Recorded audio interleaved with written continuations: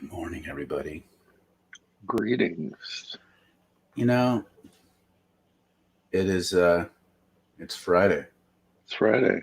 Which And it's episode 210. I mean, 210 has got a It's got a good ring to it. It's got a majesty to it. Well, I was thinking about because I just saw the other day. So, there's 420, right, which is like the marijuana day. Well, now there's a psychedelic day, which is like 620, I think. And I don't know, somebody just obviously invented that. So when I saw 210, I was thinking about that. 210 could be like the dawn of the new society day or something.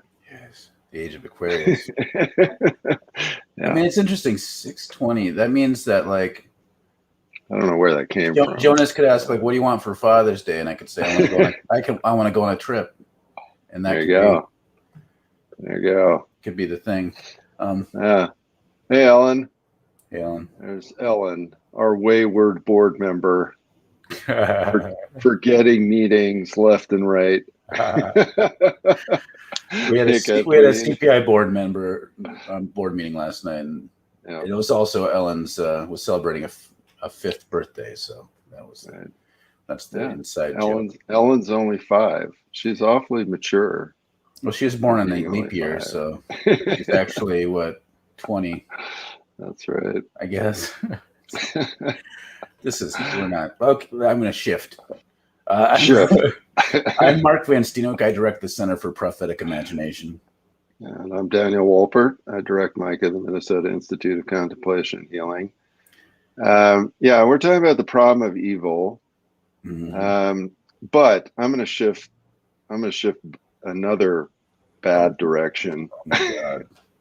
Because I had this other realization this morning, which is that I think that the robot birds are, because when there are no clouds, the robot birds can see and transmit farther. And they don't need food and water, so they don't really care. And so, so a cloudless sky is kind of like the perfect robot bird surveillance ecology. So it's not man-made climate change or human-made climate change. It's bird-made climate change. Well, except who made the robot birds? That's like asking who made God. A larger robot bird made the robot bird. Back towards the beginning of time, there's at the center of the universe in the beginning of time was a robot bird. Yeah. Praise be. One of the praise be. One of the questions in Buddhism that you're not supposed to ask is, how did karma get started?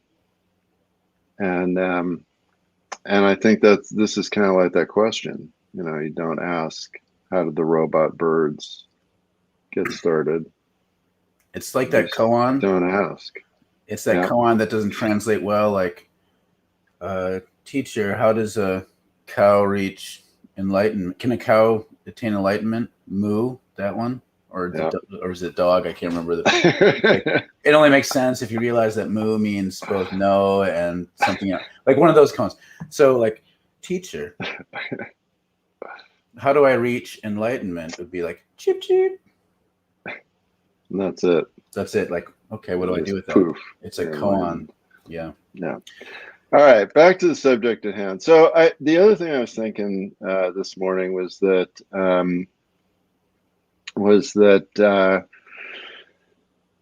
and you mentioned this on Wednesday, we did not start off this series by actually trying to define evil, which is kind of a little hilarious. So I thought on day 3, it would probably be maybe good to take a shot at that. And, and even with this, I think we overcomplicate it. To me, evil has actually a very simple and obvious definition, right? And it's really anything that dehumanizes, right? So it's anything that dehumanizes, that stifles humanity.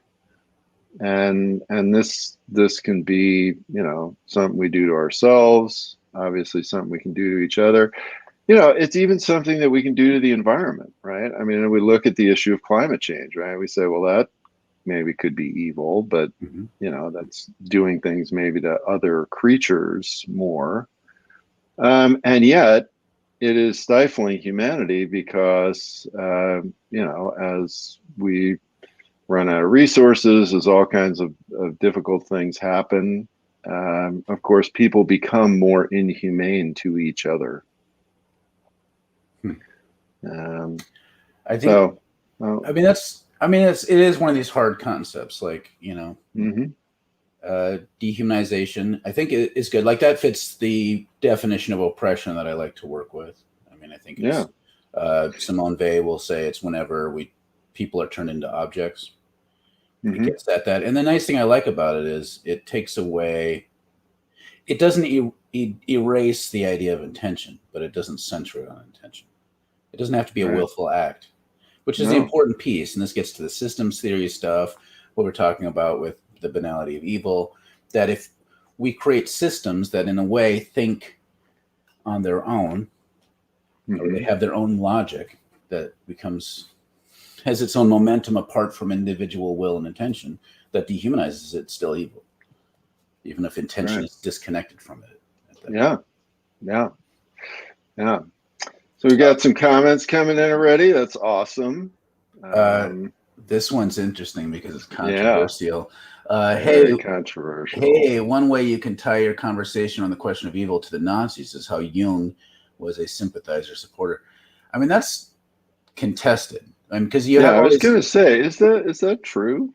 It's one of these things. Like, there's papers written about this. It's not like was it Heidegger was like clearly a Nazi sympathizer. Yeah, and Mahler and those folks. But you had people that did not flee the country and continue to work in German society through the Nazi years. And you could say that any of those people were Nazi sympathizers. But I mean, that's where Jung kind of fits. Like, he didn't seem to be enthusiastic about it, and in some ways seemed to try to have autonomy in what he was doing and kind of keep the Nazis at bay. But at the same time, he was collaborating a bit, still working. Mm-hmm. So was he a Nazi? I think he was more mildly complicit. But at that point, it's like, it's academic. Mm-hmm. Mm-hmm. You can see the way that some of his thought has been utilized by fascists. I mean, Jordan freaking Peterson is a Jungian, so I'm not wanting to. Who's that? Jordan Peterson, man. Jorby Ferguson. Jorby Ferguson. That's Well, and you know, the way you describe that, right? So Jung stayed in Germany and continued to work. So it's like, okay, so are all of us who are staying in America and continuing to work and function as fascism is rising in America, are we all fascists? We're continuing to pay taxes. We're, you know, it gets more complicated because Jung was a very prominent figure and had some authority. So, like, what would be the proximal? It'd be like Fauci. Well, Fauci, even just use Fauci under the Trump era was enacting the will of Trump, even though he was trying to resist it. Right. Is he part of the fascist apparatus? Yeah. Well, yes and no. It gets really incredibly complicated, doesn't it? Yeah. And none of this is to like somehow excuse Jung. It just shows how complex all this is. Like, there's evil that he participated in, even as his individual, like, let's assume he individually was not into it, because from what we read, was not a overt supremacist. I'm sure there was all sorts of other stuff. But even as he's individually using his will to push against it, he can still be part of a system of the banality of evil. Like, this is why evil is so pernicious, and it doesn't have necessarily anything directly to do with your intention. Mm-hmm. Well, and it's also where where I really resonate with this dehumanization idea, right? Because we all do know, and I think at least every person that I've talked to, you know, think about a job that you've had that is part of some sort of company or organization that you know is doing things that are not great, right? And you can feel that, right? You feel that when you go to work, or you feel that when you're at a meeting, or you feel that when you're talking to your boss, or you're getting some memo about some latest policy, and you just, part of you kind of dies inside. And you're like, oh my gosh, I'm part of this. I think Kathleen was talking about this at one point recently, maybe in a class. And, and yet at the same time, you're also going, well, one, I need to pay my bills. I can't just bail on every job where there's something dehumanizing going on, because I probably couldn't have any job if I did that. And two, then there's the whole thing of like, well, if I leave, that can't change, right? And so, so I'm going to stick around to try to make it better. Um, and so so then there's that tension that we all feel in that. And I think that's where there's that rub between the individual and a system. And there's where we feel it. Like we're being crushed by the system, even as we have some agency, but we also recognize that probably the amount of agency we have is far less than what we'd like to have. We already got that one. James touching back in the beginning. Robot turtles all the way down. No, it's birds. It's birds, James. You weren't paying attention. Turtles are real.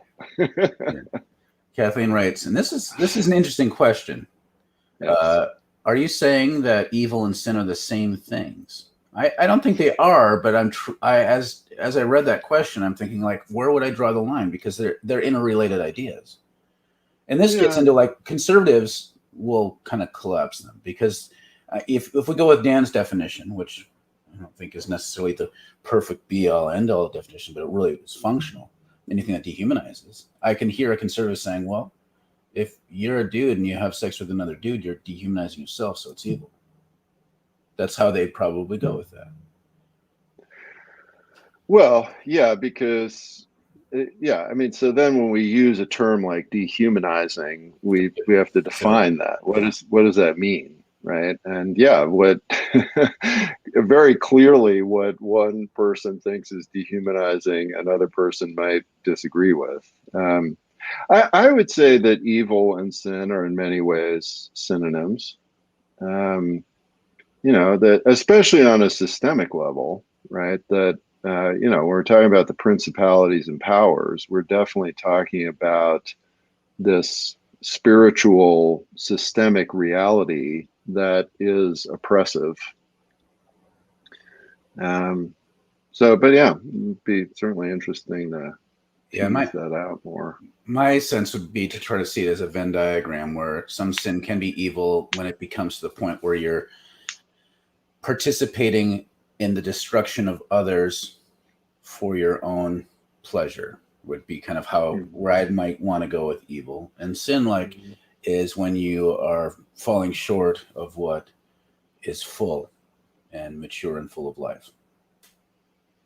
Yeah, which again could in some ways is dehumanizing. Yeah, so then that's where it's a Venn diagram. Right? Yeah. To me, they're two separate concepts, and I'm trying to think it'd be interesting how those two clusters of words, because I mean, I don't assume that there's just one word for sin and one word for evil throughout all scripture. But if someone were to map out, and this would be fascinating, I'm sure someone's done this, like how those words are used differently to express different and maybe overlapping ideas. But I feel like they're not exactly the same. Otherwise, to me, they're talking about different things oftentimes. But how and why, it gets really nuanced. So it's a fascinating question. And I think for our purposes, we tend to, in our society, use sin as an interpersonal morality language, and evil tends to be used more in a sort of like broader, destructive, like there's a violence to evil that you might not assume is involved in sin. So, but again, it's overlapping ideas. And so it's fascinating. It's good. Good thing. So people want to weigh in on that. That'd be great. Ellen writes, I was super surprised to learn Hasatan was the Persian jester. I always thought Satan was the prosecutor. I guess that's just modern Hebrew, though. There isn't a sense of an accuser kind of thing developed. So I think it does shift from court jester to prosecutor or accuser language, which is still similar. You can see a drift there maybe going on. No, I mean, and and that's when we were talking about this on Wednesday. I mean, that's this whole business of syncretic development, right? Of thought, is that things change over time, and we can watch the evolution of these words, of theological concepts. It's really interesting.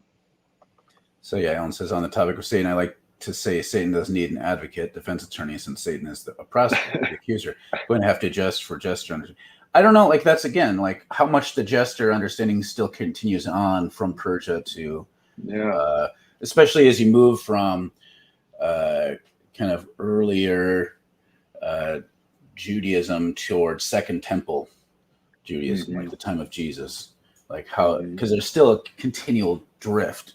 Like, so in the Hebrew scriptures, you don't have this developed idea of Satan nearly as much as you have in the New Testament. It's much more prominent, which is, again, exciting and fascinating to see that line of thinking. And it always troubles evangelicals when you do that, which makes it even more fun. Well, and, part of that, we can understand how that happens, right? Because, as I mean, sure, Jerusalem maybe has sort of petty kings as the Roman Empire develops, but really, it doesn't have like a big head honcho king, right? Like Persia would have, and so within particularly Pharisaic thought and the temple world. Things become much more about legalities, right? Because you don't, the emperor is the king.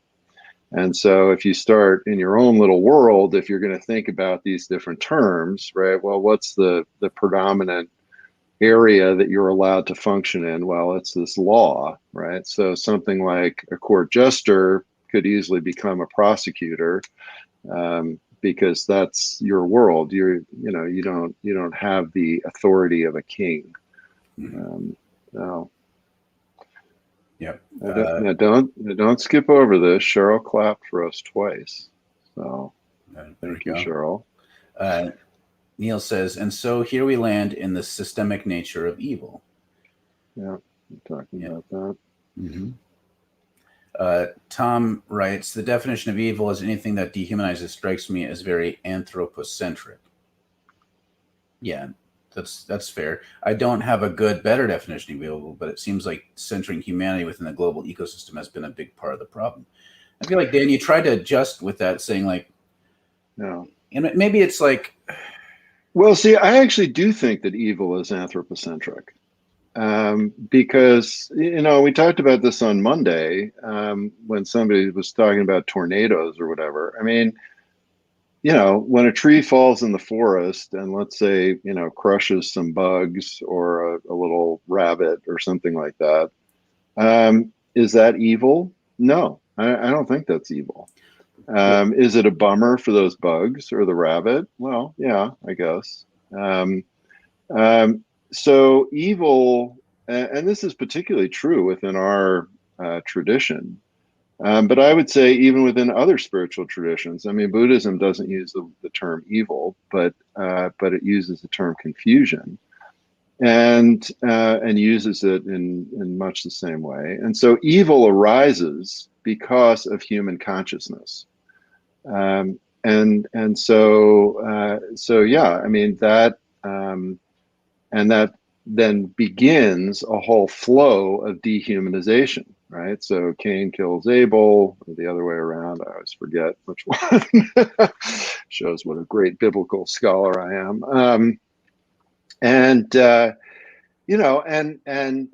definitely part of what is evil is how human beings relate to the environment, in the sense that impinges upon the humanity of other people, and also now we see ourselves, right? That we are becoming more and more dehumanized. And I think this is the rise of fascism. We've talked about this before, that when you stress a system, a human system, fascism is often the result.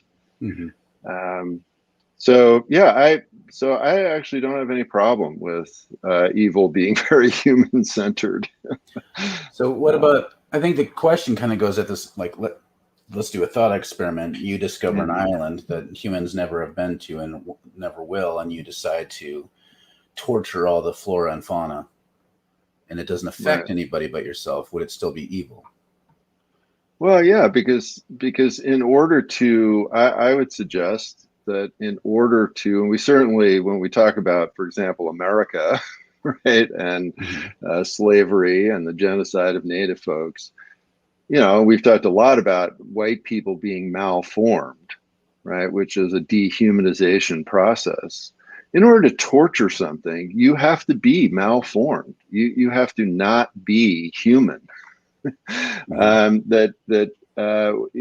If you're human, if you have compassion, if you understand your connection to all living things, you don't want to torture things. And so I actually think that's a great example, that the human being brings evil to that island and enacts evil things. But it's coming as a result of the dehumanization process that has to occur in order for torture to occur. More comments coming here. A lot of comments. Gus great. Says, on the topic of jobs that are terrible, David Graeber's final book, Bullshit Jobs, explores this idea in some great ways. Yes. Yes. On the Rise of Bullshit Jobs is an awesome, it was initially a little article. Then he made it into a book. Really, really good. Sheila writes, systems thinking. Can you all share your favorite systems thinkers, writers? Back to evil. Gus, the librarian, could handle that one. Yeah, there's, Cheryl, if you want to message me, I would be happy to share the bibliography I put together for my course on systems thinking with you. One book. There are a lot of them. I don't know if this isn't good. I'm reading because I'm doing a social systems and spirituality class. And I'm looking at mostly from the way that social systems can form us. And like, here's one that I've been starting to dig into that I think is interesting, how this might look backwards to everyone. How Institutions Think by Mary Douglas. She was an anthropologist. She draws off of Durkheim. So a lot of these anthropologists and sociologists from the last 50 years have started to engage systems thinking. There's a pure discipline of systems theory, which I don't find as exciting. I like the more the implication stuff. So a lot of the stuff, like people like Walter Wink, William Stringfellow, we wouldn't say they're systems thinkers formally, but they're talking about the way in which social systems have spiritual qualities. And so those are some of the places that I would kind of generally look at. Yeah, and if you want that book reminded me, if you want a fun little book on systems issues that really is very sort of tongue-in-cheek but hilarious, check out, and it's very short. It's a book called Orbiting the Giant Hairball. So Orbiting really, the Giant Hairball. Okay. Yeah, and they're great illustrations to it too. So, yeah. Tom writes, maybe evil is, and this is this could be a good definition, unnecessary harm to other living things. I was wondering if maybe a way of framing it of crushing sacred things. Maybe that could be a broader way of framing it. Yeah. It's interesting. Where do you draw the line? Because it raises questions about personhood. Yeah. There's been all sorts of conversations about which other forms of life do we grant personhood and rights to. Yeah. It's a really fascinating area of exploration. Yeah, well, and Tom, your definition really gets at what the Jainists do. And so Jainism is a particular sect of Hinduism, and basically one of their central credos is they literally try to kill nothing.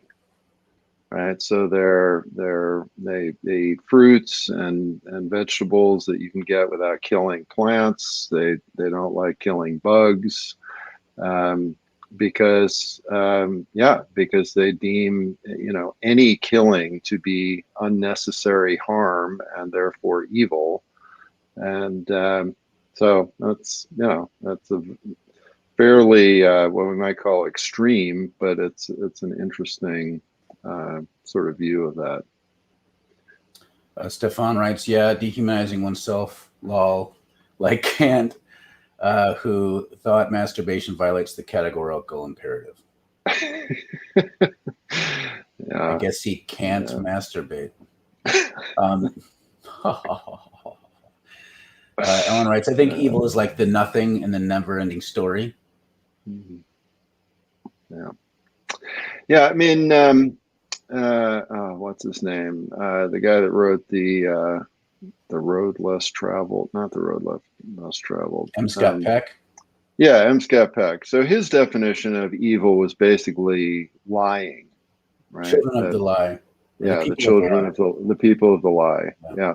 And and that's an interesting book. I mean, he kind of goes through it, and he's it comes out of his own clinical practice where he's really he felt that every once in a while he encountered people who he would not just describe as mentally ill, but who he would describe as being possessed by evil. And he was really trying to talk about that and think about what that was. And one of the early examples he gives in that book, it's a fascinating study. Like these parents, the older brother had committed suicide with a gun.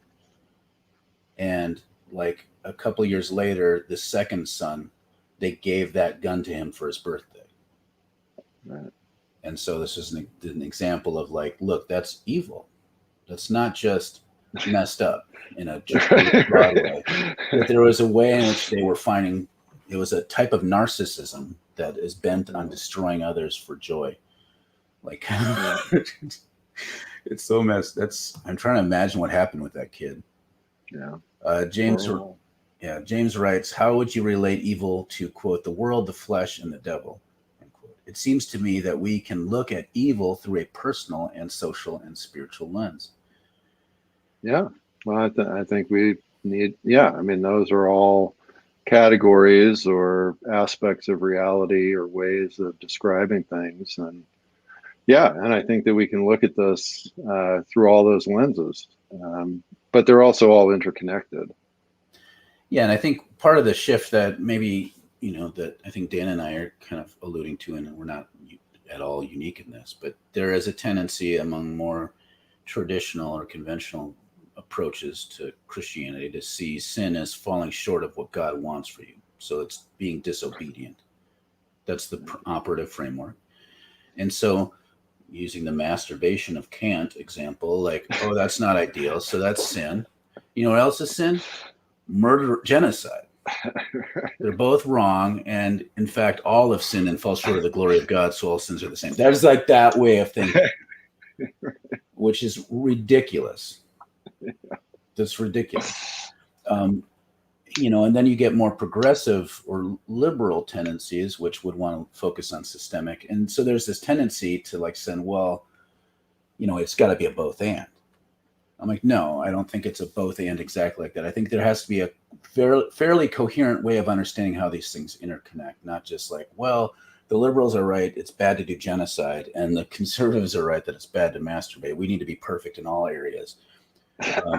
It's like, no, I think that's failing to understand the root of it, which is God is calling us to full life, and there are things that trammel and impede upon that and crush life, and we need to pay attention to what does that.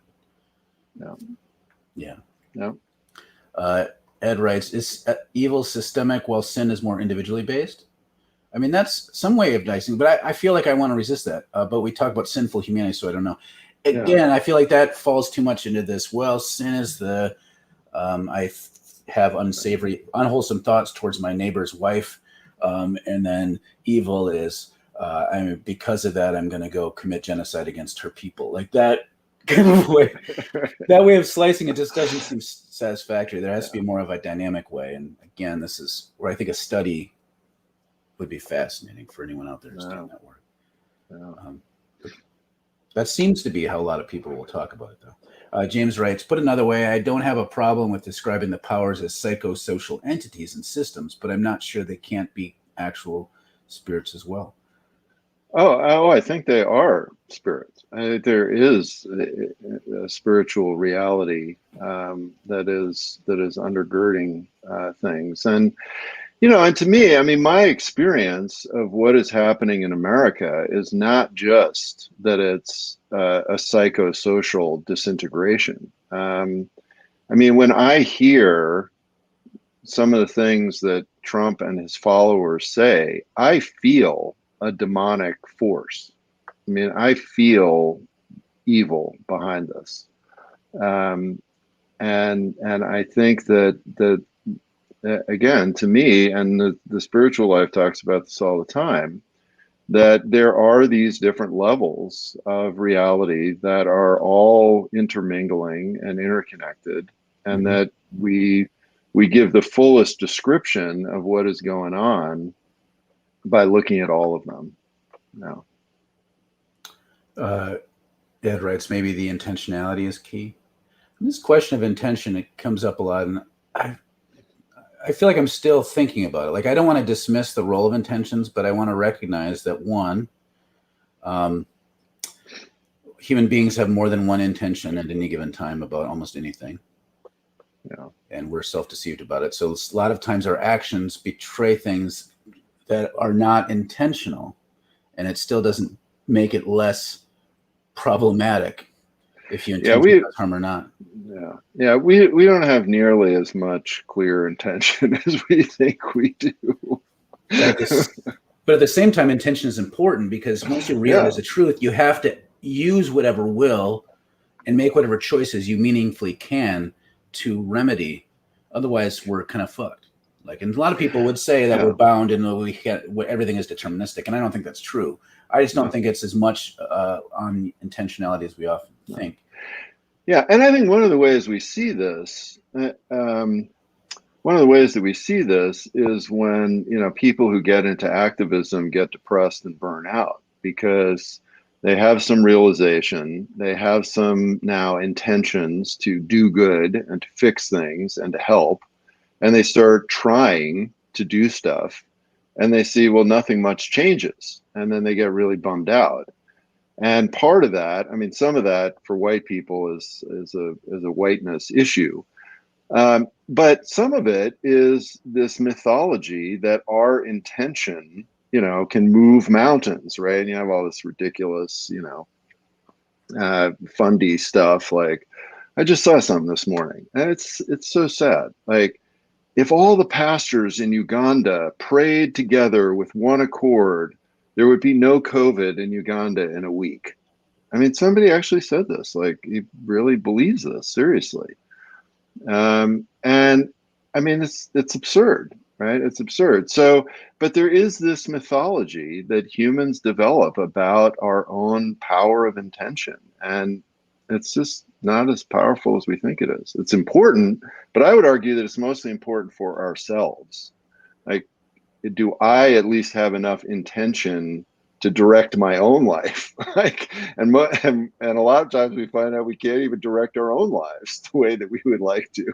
So how are we going to direct the life of the world? But all right, well, I see that we're getting past. We're gonna blaze through. This is a good point. Stefan says, as someone who majored in philosophy and theodicy and philosophy, evil is usually identified with suffering, or at least egregious suffering, and the problem is divided into the problem of moral evil, i.e. the suffering inflicted by persons, and natural evil, i.e. suffering inflicted by natural processes such as tornadoes, etc. And separate questions of why an omni-god allows them are discussed. And I know that's, in the Hebrew scriptures, evil is used to talk about natural calamities. And there's reasons for that. I tend to want to shy away from that because we tend to always assume evil has an causing agent. And because of that, if there's a tornado, then God is the causing agent. And I just find that really, at least practically unhelpful. But again, this is where we get into these broad concepts, and it shows like our language is insufficient sometimes to talk about these realities in a way that help us grapple with them. But yeah. And Tom's next comment kind of relates to this. If God / the universe wipes out an island of living things with a volcanic eruption, is it evil? Does it matter if humans were present? Yeah. See, and I would say that is not evil. That's not helpful, I don't believe, to define that as evil. Change and transformation and material appearing and destruction is a perfectly natural, normal part of the universal process. Yeah. And then there's these questions. If we're like, let's talk about the Hurricane Katrina for a second. Like, where's the evil in that? Is it the tornado or the hurricane? Is it in government response? Is it in the socioeconomic realities that cause people who are poor to live in places that are more susceptible to damage and have less mobility to flee from problems? Like, there's so much to love where the about evil is. Yeah. And so if we get bogged down in talking about calamity as being like God is the moral evil agent, which a lot of people want to do, it can sometimes eclipse these other issues. Like, why is it that these human beings were vulnerable to this? And we can talk about that. And maybe we can talk about it all as evil, but then it gets to be too broad of a concept to be meaningful in our conversation. So a lot of this is maybe we're using words in different ways and it's semantics, but this is part of the task of figuring out how do we move forward in a way in talking about this so that we understand, in light of these problems and suffering, how we relate to one another, ourselves, the land, and God, and move all those things towards fullness and wholeness, and what impedes that. It's kind of these ethical kind of considerations. Neil writes, I'm with James. I don't think it's any one thing. How many things and what they are called becomes the question, then, I suppose. Yeah, that's what we're grappling with. Yeah. Sure. Yeah. Ellen writes, 3 ways to think about actions with harmful results: rebellion, suffering, or simply different. Okay. And I wish we had more time to expound on those, because that's like there's a lot more there. Ed writes, Matthew Fox has a book on the sins of the flesh and the sins of the spirit.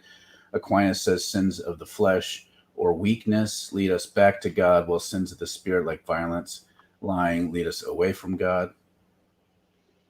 You can see there being we could talk a lot about that. So much there. So when you start talking about suffering and how that is a part of processes, it's fascinating. Gregory writes, disillusionment equals losing our illusions. Mm-hmm. Yep. That's a stage of it for sure. Gregory writes, do I have a commitment to doing right regardless of the outcome? Or is my sense of right based on immediate results? Again, this ethics, like these questions of what does it mean to do moral or ethical acts in the world and why? Ellen writes, rebellion being the stand-in for intentions. There we go. I feel like we're just kind of scraped the surface of a big thing and we're done for the week. So we solved the problem of evil. Avoided fascism all in one shot. You're welcome. All right. Well, thank you, everyone. As always, just great comments. So good to have everybody with us. And hope you have a good weekend, and stay undercover from the robot birds. They're always watching. They're always watching.